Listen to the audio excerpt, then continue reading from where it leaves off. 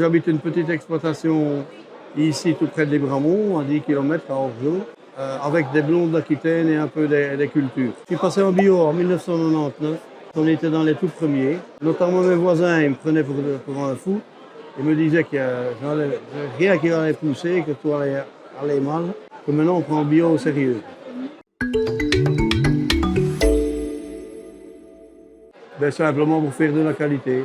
J'aimais bien tout ce qui était environnement, nature, et je trouvais qu'en conventionnel, on détruit tout.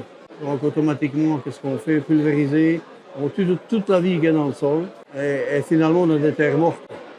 Et moi je me suis dit, il y a moyen de faire autrement. Travailler un peu comme nos grands-parents, nos arrière-grands-parents travaillaient.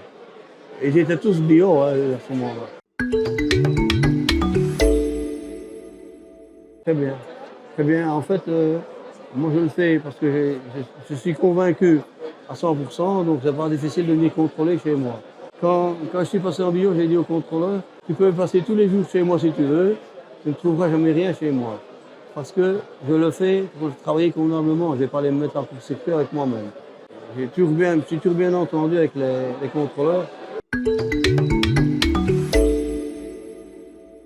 Et je leur dirais, si vous le faites par conviction, que vous voulez vraiment travailler convenablement, faites-le.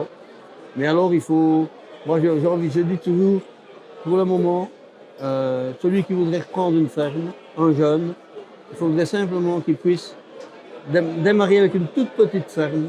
Il n'y a pas besoin d'avoir beaucoup, mais quelque chose qui lui appartient. Quand il vend quelque chose, c'est à lui l'argent. S'il veut aller trop loin et investir de trop, il va se faire couler par les banques.